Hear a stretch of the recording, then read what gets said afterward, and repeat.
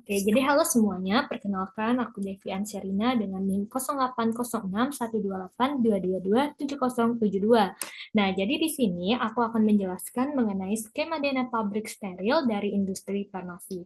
Seperti yang sudah aku jelaskan di Instagram aku sebelumnya, bahwa CPOB telah mengklasifikasikan area pabrik steril menjadi 4 bagian. Yang pertama, unclassified area, black area, gray area, dan white area, di mana hal ini pengklasifikasian hal ini didasarkan pada partikulat udara dan jumlah mikroba yang diperbolehkan dalam masing-masing ruangan tersebut. Nah, langsung saja kita bahas yang pertama mengenai unclassified area. Unclassified area adalah area yang berada di luar pabrik, yaitu seperti musola, kantin, penyimpanan barang staf, dan pengelolaan limbah.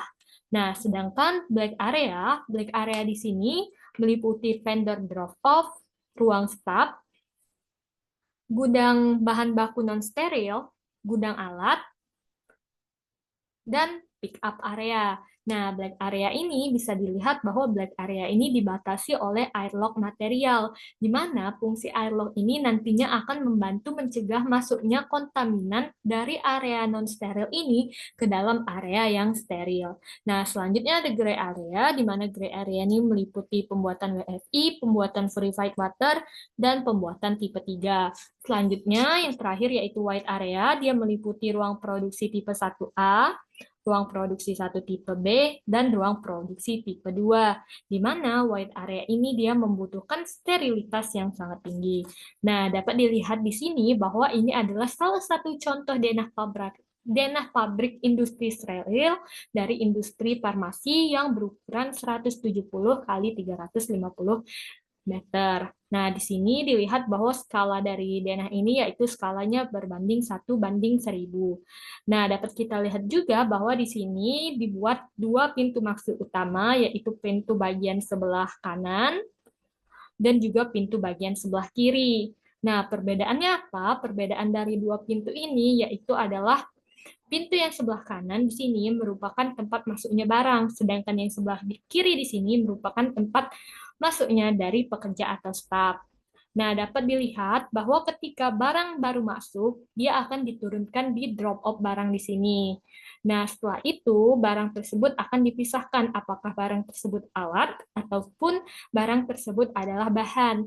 Nah, jika barang tersebut adalah alat, maka dia akan masuk ke gudang penyimpanan alat. Tetapi jika bahan tersebut adalah bahan baku, maka dia akan masuk ke gudang bahan baku non-steril. Nah, selanjutnya apabila ketika ada bahan yang akan digunakan, maka dia akan masuk ke dalam airlock material di bagian sini, di mana dia akan dibersihkan terlebih dahulu dari kontaminan-kontaminan yang ada dari luar. Nah, selanjutnya setelah itu dia baru masuk ke proses sterilisasi awal. Sterilisasi awal ini dia bisa ke oven, dia ke autoclave, ke sterilisasi gas, ataupun ke sterilisasi gamma, tergantung pada sterilitas apa yang dibutuhkan dari masing-masing bahan baku tersebut. Nah, selanjutnya setelah itu barulah dia memasuki tipe-tipe ruang apa yang akan dibutuhkan. Nah, misalnya dia bisa masuk ke ruang produksi tipe 1A, tipe 1B, tipe 2, ataupun tipe 3, tergantung pada jenis barang apa yang dibutuhkan untuk pembuatan produk steril tersebut. Nah, selanjutnya di bagian sini yaitu ada bagian tempat masuknya staf atau karyawan. Nah, staf atau karyawan tersebut akan masuk melalui pintu kiri dari bagian pabrik. Nah, ketika mereka masuk, mereka akan meletakkan barang-barang mereka terlebih dahulu di dalam ruangan ini. Nah, setelah diletakkan, barulah mereka masuk ke dalam ante area untuk mengganti pakaian mereka ke APD. Setelah itu, mereka baru memasuki airlock. Nah, setelah memasuki airlock tersebut, barulah mereka ke ruang kerja mereka masing-masing. Bisa ke ruang produksi tipe 1A, ruang produksi tipe 1B, ruang produksi tipe 2, ataupun ruang produksi tipe 3.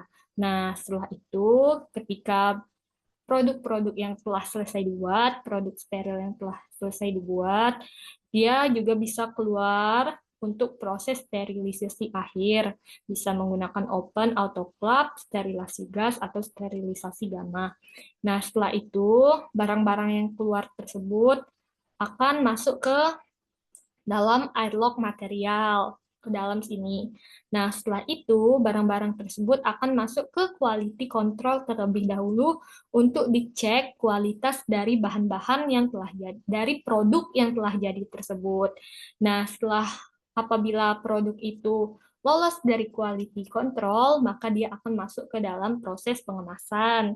Ketika sudah selesai dikemas, maka produk tersebut akan disimpan ke penyimpanan barang jadi. Nah, barulah dari gudang penyimpanan bahan jadi ini, barang jadi ini barulah diangkut oleh truk-truk di pick up barang jadi di sini. Barulah diedarkan ke industri-industri farmasi atau PBF farmasi.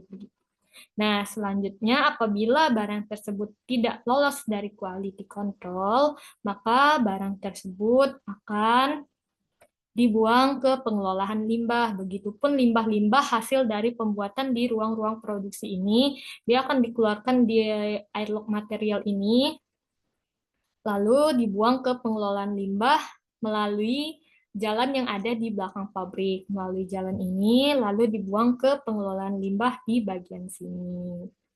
Begitu. Begitupun para staf yang bertugas langsung ke bagian black area, mereka tidak perlu lagi lewat dari ante area dan airlock ini, tapi mereka bisa langsung lurus ke bagian sini. Begitu. Mungkin itu saja penjelasan dari denah pabrik industri farmasi.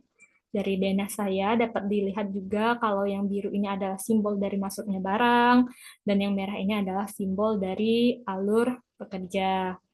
Mungkin itu saja yang dapat saya jelaskan di denah pabrik industri farmasi ini. Saya akhiri. Assalamualaikum warahmatullahi wabarakatuh.